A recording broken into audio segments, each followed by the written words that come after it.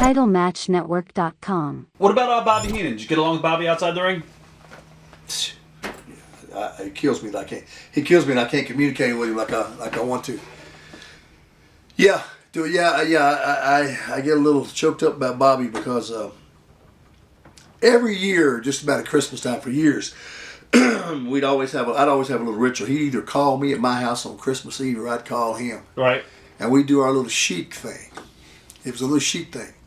And I'd call him up and Bobby said, hello? And I'd say, Abbott? He said, is that you? I said, yeah, excellent. And we'd go into about 5 minutes of mindless iron sheet stuff. It would be hilarious. And then we'd just start laughing. And we'd talk about what was going on. I'd wish him Merry Christmas. He'd wish me a Merry Christmas, and we'd laugh. And how's the kids doing? How's your daughter doing? How's your wife doing? Tell them hello and what's going on with you, you know. And I used to hang around with Bobby a lot. Lord, we used to laugh, and we'd get those TV shows because they, you know, TV tapings like Poughkeepsie or some of those Brantford, Ontario. They'd be long all day things. Right. And me and Bobby would just start. We'd find something to laugh at. Memories of Junkyard Dog. JYD, Sylvester Ritter. Yeah, JYD, he was one of a kind too.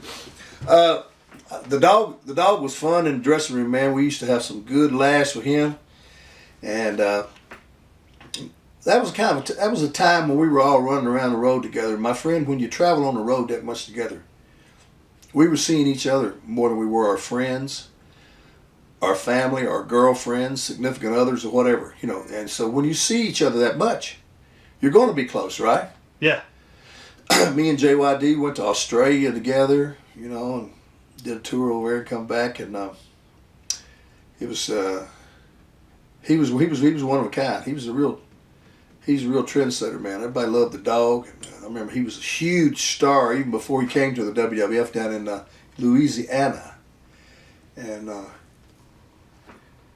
for Bill Watts. For Bill Watts, yeah, he was one of a kind. So I love the dog. Miss him too, man. His another brother's gone. I think about him all the time, but he was a funny one. Harley Race used to like to get him, and people don't know this, but JYD was real ticklish, right?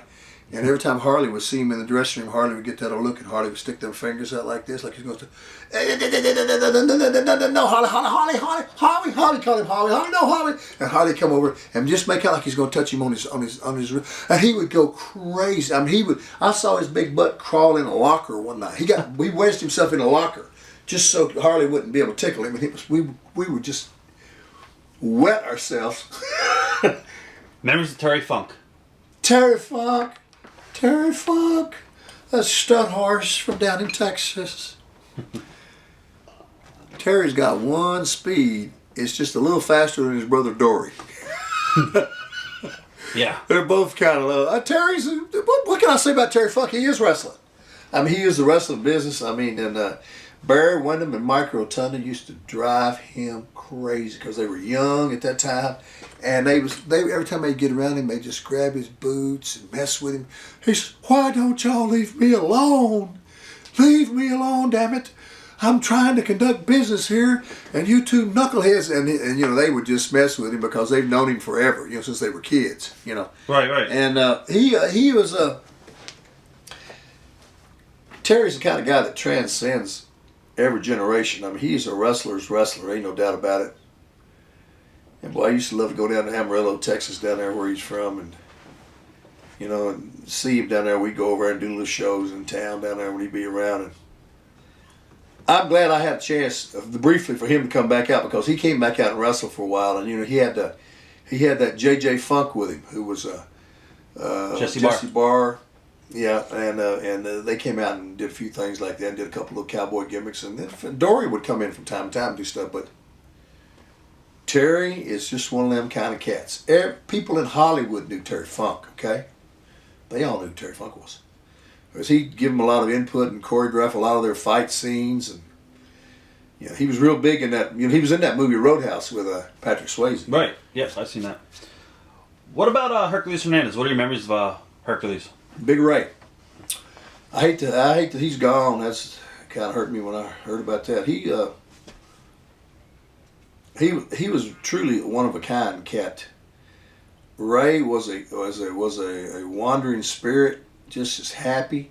Hey, he'd be just as happy in here as he would be in the Waldorf Astoria Hotel or the Hilton Bypass Hotel. He didn't matter to him. He just, wherever he was where he was home at. And as long as he could get him a workout, Right. you know, and eat real good. I saw him eat $63 worth of food one time at a Waffle House. Oh, now that I might heard not, that story. now that might not sound like too much of a thing, but if you're ever down in the South where I'm from, Waffle Houses, you know, they're headquartered down in Georgia. So they got them. There's a Waffle House about every 5 miles down through there. And let me tell you, if you go to a Waffle House, I mean, I'm telling you, I went in there with him one evening. We was eating. He started ordering food. He ordered steaks, the little steaks and Right. eggs, and then he got double cheeseburgers, and then he got a salad, and then he ordered some waffles, and then that wasn't enough, and he ordered another sandwich or something, and he got a couple of big drinks of this and that, and 2 or 3 things. It was $60-some for one guy. And we laughed. TitleMatchNetwork.com